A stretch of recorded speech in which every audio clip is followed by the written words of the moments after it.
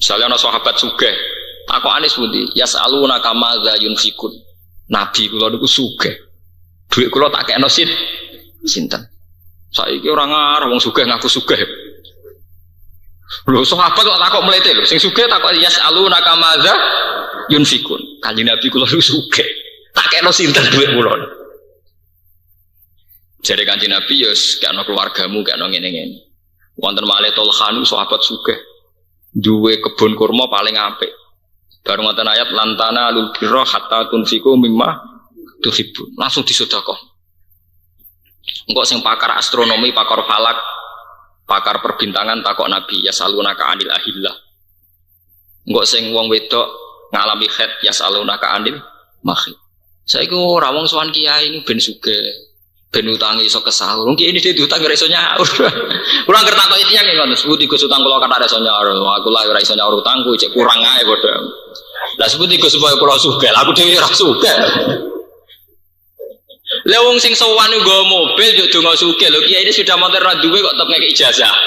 Mestine kiai ini sing duwe ijazah sing sowan iku. Nek urusan sugih pinter sampean rene nggo mobil. Aku terima sepeda motor tuh. Nak carane tahajud pinter kula kiai. Nek carane golek dhuwit pinter jeneng. Dadi jenengan ngijazahi kula carane golek dhuwit, sampean tak ijazahi urusan tahajud. Niku barter tenan. Ora tetep ora duwe dhuwit kok ngijazahi wong sing luwih duwe dhuwit. Waktu kali kok ning pondok Joko Tuwa ngijazahi dunya mahabbah. Ndekne dhewe nganti Joko Tuwa iku ora payu. Tetep ae ngedaro donga napa? Mahabbah. Pengasihan itu karepe ku piye tunggale dukun tombok ngoten ndekne dhewe ora sugih disuwani gula 5 kilo seneng kok nebak nomor ana roh nomere dhewe ditomboki dhewe wong hadiah 2 miliar zaman SD SB nu sak miliar ana dukun-dukun sing omahe riyad kok dipercaya lah ana ndekne roh nomere dhewe rak ditomboki napa ini penting kalau aturaken ya. Jadi semenjak ngaji ini sampean mulai berpikir gimana bisa menyumbang Islam. Dimulai dari bentuk zuriatan apa? Thayyibah. Ini dimulai dari al-mu'minul qawiyyu khairun wa ahabbu ila Allah minal mu'minid dhaif. Itu dawuh Kanjeng Nabi ya. Al-mu'minul qawiyyu khairun wa ahabbu ila Allah minal mu'minid dhaif. Orang mukmin yang kuat tuh bisa kuat secara fisik, secara intelektual, kuat secara visioner. Itu khairun wa ahabbu ila Allah. Karena kena didu. Orang mukmin yang kuat secara fisik, secara intelektual, secara materi kena didu. Kena didu mbek wong dolim sing kuat juga. Terus sampai ke dadi wong mukmin Duh kok nderek niki takoki. Milih presiden sapa ora iso nentokno. Kita harus pakai ketentuan tadi sing menurut sampeyan mendekati dengan kriteria keislaman. Ya keislaman cara sampeyan. Ya Islam macam-macam lah bentuknya. Stabilitas nasional ya Islam. Jilbaban ya Islam. Kok ngukurnya jilbab toh? Ya ora adil. Islam ora bakal jilbab toh. Urusan kekuatan Islam itu ora jilbab toh. Ya ora adil. Urusan jilbab ya gegere kak. Ora karuan. Jenenge mendiskreditkan ya. Cara kula ya ora adil. Pro rakyat itu ya Islami. Termasuk Islam itu ya nyarano it'amun fi yaumin dimas. Paham gimana kalau terusakan sing menyangkut yaumanat kullu unasim bi imamihim niki sing menyangkut niki ganti bakasan niki untuk santai niki urusan akhirat. Ayat ini yang kemudian dipakai dalil para ahli thariqah, para tokoh syariat untuk supaya punya sanad. Nggih kula baleni malih nggih. Ayat ini dipakai dalil para mursyid, para ulama rata-rata itu disebut sanad. Ya disebut apa? Sanad. Utawa silsilah ya. Sebab niku semua thariqah muktabarah, semua pondok sing salaf niku mesti gada sanad. Nggih kados kula saking bapak kula dugi Badullah Mbak Arwani ngantos Mbah Munawir ngantos Kanjeng Nabi misalnya sanad Quran kula. Misalnya sanad kitab kula nggih kula tok Ki Memun Mbak Zubair terus Mbak Fakih Mas Kumambang terus dugi Pak Mahfud Termas dugi Sayyid sinten sing aran Yana Abi Bakar napa Sato terus muridnya sinten Sayyid Zaini Dahlan ya sampai ke Kanjeng Nabi itu. Dalam thariqah juga gitu, semua mursyid juga punya sanad sampai Syekh Hasan Asadali apa sampai Abdul Qadir Al-Jilani atau sampai Syekh Bahauddin sinten anak sebentar. Sampai ada pepatah, man ta'allama bila syekhin fasayhu napa setan. Orang yang belajar tanpa guru maka gurunya setan. Niki penting ya. Memang kesalahan intelektual kampus itu tidak mempedulikan guru tanpa sanad, hanya mengandalkan buku. Itu untuk konteks keislaman itu tidak benar. Kecuali kalau ilmu sains murni ya, kayak kedokteran, kayak astronomi itu tidak apa-apa. Tapi kalau konteks keislaman itu tidak bisa, harus dengan guru. Karena kalau konteks keislaman pakai buku, sekarang itu era global. Era global itu ada Islamic Studies, kajian apa? Islam. Di Barat itu banyak profesor Katolik tapi ahli Islam. Di Eropa banyak pakar keislaman tapi non Muslim, karena sekarang sudah Islamic Studies, jadi Islam dianggap kajian. Sama seperti kita juga tahu Bible, tahu Barnabas. Kalau piyambak sering mau Bible, mau Barnabas, saya juga sering mau buku-buku non Quran gitu. Tapi kan kita sebagai studies, sebagai perbandingan, sebagai kajian. Ini ulama dulu juga sering baca Injil, ulama-ulama top ya baca Injil, karena mereka adalah akademisi, apa? Akademi. Sama sekarang tokoh-tokoh pendeta juga baca Quran, baca terjemahan apa? Quran. Sampai teng McGill teng Kanada wonten jenis Islamic Studies. Di situ yang sekolah ya biasa mengkaji Quran, wonge ya ora salat. Karena sudah kajian apa? Islam. Jadi teng Barat itu biasa. Profesor Islam, maksudnya profesor tentang Islam, ora kok agamane apa? Lho itu kalau sekarang di era akademik, kalau biasa seminar kalian rektor nopo Kristen, dia rektor di Universitas Kristen seminar. Dia biasa tanya jawab urusan Quran. Ya apa deh? Sama seperti kita juga baca Barnabas, baca Injil ya sama, karena sudah menjadi kaji. Nah, kalau tentang keislaman itu sampean percaya tulisan-tulisan buku, marawan tulisan ini ditulis oleh mereka yang tidak punya tanggung jawab terhadap nopo Islam. Padahal mereka meyakinkan ketika ngomong tentang nopo Islam. Nah sekarang yang setengah banyak keblinger kan gitu, banyak mahasiswa muda yang belajar Islam di kampus. Kemudian rujukan mereka adalah buku-buku yang dikarang oleh profesor keislaman, bukan profesor Islam, profesor keislaman. Tanya terus ada wacana bahwa Nabi di Madinah itu sebagai pemimpin negara, sehingga Madinah dianggap negara Islam. Lah berat. Nah, keyakinan ulama, Nabi itu tidak pernah menjadi pemimpin negara. Nabi itu ya pemimpin agama. Beliau di dunia, maka beliau juga memanage urusan apa? Dunia, urusan negara. Tapi beliau tidak pernah berstatus sebagai pemimpin negara. Beliau itu beda sekali. Contohnya begini, beda sekali itu. Negara paling apapun itu tidak akan menjadikan sholat 5 waktu sebagai kewajiban negara.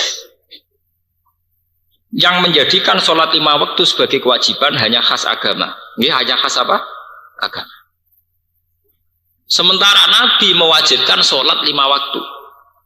Bahkan Nabi mewajibkan secara jamaah. Sampai Nabi sering ngendikan orang-orang yang tidak jamaah mau saya bakar. Tapi karena anak-anak ini belajar Islam di kampus, yang mereka dengar malah versi begini. Nabi adalah tokoh agama yang toleransi. Di Madinah bertetangga dengan Yahudi Nasrani. Dan Nabi berhubungan secara baik. Dia tahu gak? Sampai nak sering berhubung mesti khasnya mereka nak nyifati Nabi itu apa? Toleransi. Cara bertetangga dengan orang Yahudi, orang Nasrani. Tapi kalau versi ulama, ya sama. Memang secara sejarah Nabi di Madinah itu ditanggo Yahudi, ditanggo Nasrani. Tapi versi tiang ulama mestinya Nabi sering berdiskusi dengan Yahudi Nasrani tentang kebenaran kitab-kitab samawi. Mana yang masih asli, mana yang sudah yuharrifunal kalimah mawadi, yang sudah ditahrif, yang sudah dirubah. Tapi kalau pandangannya Islamic Studies, enggak. Nabi bagi kekuasaan dengan non-muslim di Madinah, sehingga ada area muslim, ada area non-muslim. Itu beda sekali cara pandang apa? Beda sekali. Sehingga akibat dari itu adalah jebolan kampus rata-rata cenderung sekulerisme. Berpaham apa? Sekulerannya melihat agama hubungannya dengan non-muslim saja. Santri cenderung pasif. Kancanan orang podo santri ini angel ra karuan. Akhirnya podo ra bener ya, kalau sudah begitu podo ra bener ya. Karena apa itu tadi belajarnya tanpa apa? Pokoknya dia baca buku, dianggap itu rasional, dianggap itu menggairahkan, menarik, diikuti. Sebab itu penting ya mana tuh kullau nasim bi imami. Mulane kula sawi niku ngendikane ulama-ulama niku. Maka fatu bali ahli hadis. Ini satu napa? Ini satu penghormatan bagi ahli hadis. Karena imamuhum adalah Rasulullah sallallahu alaihi wasallam. Maka yang paling bejo niku ahli hadis. Mergo imami ahli hadis genge ketuane langsung Kanjeng Nabi sallallahu alaihi wasallam. Nak jare kula, yo wong Qur'ane Allah. Nah, terus nuruti cangkem elek malah bejo kula. Lah Quran sing ngendikan sinten? Allah. Mulane nek kula hafal Quran, hafal hadis berarti mun imame mun bener langsung Allah kalian sinten? Rasulullah. Dadi muntak menapa? Muntak. Niki penting. Lho kula niku pas umroh. Niku teng Raudhah niku cita-cita kula pas tunggal kepengin sinau hadis. Kesampean. Karena kalau menurut Wahabi itu kitab Bukhari kan jadi Wahabi itu yang anti kan sama kayak Manaqib, kayak kitab-kitab jimat kan gak seneng. Tapi kalau Bukhari kan gak dilarang. Karena Bukhari itu menurut mereka juga kitab apa? Sahih. Niku kula sinau Bukhari. Karena sanad itu penting. Ya manat ukula unasim bimam. Ya contoh sanad penting misalnya ngeten niki misale. Asyhadu alla ilaha illallah. Kita secara nal itu arti kita sama. Orang ono pangeran kecuali Allah. Yang berhak disembah hanya Allah. Terus kita punya sanad bahwa saat muni illallah itu tangan musabbihatahu itu dilepas. Kalau kita orang-orang Sunni, ya, orang-orang Sunni, ya, kados kula, ya.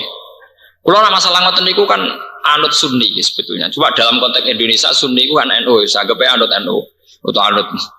Wong cara kula niku teng Indonesia niku sing perlu didongakno niku pokoke NU, Muhammadiyah, Nahdlatul Ulama. Niku kelompok besar yang harus kita hormati. Meskipun kita tidak anti yang kelompok lain, tapi yang besar harus kita hormati. Karena as-sawadul kelompok besar. Mulane kula nu secara pribadi kadang beda dengan NU dengan Muhammadiyah, tapi yang sering saya doakan tuh NU, Muhammadiyah atau Nahdlatul Ulama. Pokoknya yang kelompok besar. Kelompok besar ini penting untuk menjaga keserampan apa? Masa. Kowe nak nuruti kelompok-kelompok cilik senajan to bener ku aneh-aneh. Misalnya kayak An-Nazir. An-Nazir itu mungkin bener. Mergo duwe dalil. Misalnya Nabi ku rambutnya dipilok. Tapi wong sampai jamaah milok rambut barang ngono maksudnya. Artinya mungkin sudah benar memang Nabi itu rambutnya kan apa? Dipilok. Sehingga jamaah Nazir rambutnya apa? Dipilok. Nabi miloknya kan ahmar, mulai jamaah Nazir miloknya apa? Ahmar. Tapi masalahnya dalam konteks Indonesia, sing milok rambut itu penyanyi rock gitu. Masalahnya dalam konteks Indonesia itu, sing seneng milok itu jamaah sholat atau jamaah rock? Ya sampai nak ngaji riwayat-riwayat kan di Nabi rambutnya apa? Disemir toh kira. Sakjane ini gue buatin disemir permanen ini buatin. Dulu itu kalau mau perang. Niku rak wong tuwek rambutnya pun putih, Pak. Pun apa? Putih. Lah nek ketok putih alah wong tuwek dijengkangno ora wis kenek. Paham ya? Akhire ora ono wibawane, ben ra ketara tuweke kan apa? Nyemir terus secara. Ora kok nyemir gaya-gayanan kok penyanyi rock lho. Niku sami kalian sejarahnya nyabu ngeflare. Riyen wong kafir nak ape perang niku ngeflare riyen. Wong nak mabuk ora kondel. Wong Islam ora mabuk ora pati kentut. Mulane riyen arak nak dihalalno. Dina ape perang ngeflash ben padha kendel. Mulane arak nate halal. Paham ya? Nggo ngeflash, nggih napa? Ngeflash. Ben kendel maksudnya. Ora kok ning omah ya tetep ngopo? Ngeflash iku keluwen. Nah ini kalau cerita, kalau nganti saat ini sering dengarkan kelompok-kelompok besar, meskipun saya ada anti sama yang kecil, kados NU Muhammadiyah. Bagaimanapun keseragaman ini penting. Mergo sholat iso seragam begitu, dia tetap patang rokaat, cara sujud ya begitu, cara rukuk begitu. Teng Somalia, utawi teng daerah ini, Sumatera, teng Baros. Niku Islam iku mau sholatnya 3 kali, hanya 3 kali. Terus engkau sampai yang pedalaman Purwodadi teng Islam sama aneh-aneh. Sehingga kita butuh mediasi, yaitu lewat as-sawadil adzab, yaitu cara sholat orang NU dan Muhammadi. Mulane sholat itu disunatno jamaah, lan jamaah disunatno ning masjid. Masjid itu artinya tempat umum, kados mushola kita termasuk. Niki kalau tak cerita ijtihad. Dengan sholat di masjid di musola secara terbuka, sholat itu jamaah itu kan wajib, fardhu napa? Kifayah. Maka ada standarisasi sholat, ada ukuran umum tentang nopo sholat. Mergo sholat nak gak ono standare, orang akan subjektif. Misalnya sholatnya ora di dhuwit nak sujud suwi, sing utange akeh nak sujud suwi. Sholatnya wong seneng cepet. Nah dengan jamaah kan ono standar, cek sing sumpek, cek sing seneng ya sholatnya modelnya begitu. Paham ya? Begitu juga menyangkut sedekap. Sedekap umumnya kan ngene, jaman survei yang musola sing bisa itu, wono sing mireng ngene, wono sing. Ini standar. Sampean kalau ke Turki, niku nak salat kados tiang baris. Sampean nak delok teng TV-TV, nak tiang Turki salat tangane dilepas. Nang kleto Mbah Sagur sing nate haji, tiang salat nak Mekah aneh-aneh, mulai salate dilepas tangane napa? Ini mengko balike teng cerita pentingnya guru padha ngecolot driji ke padha.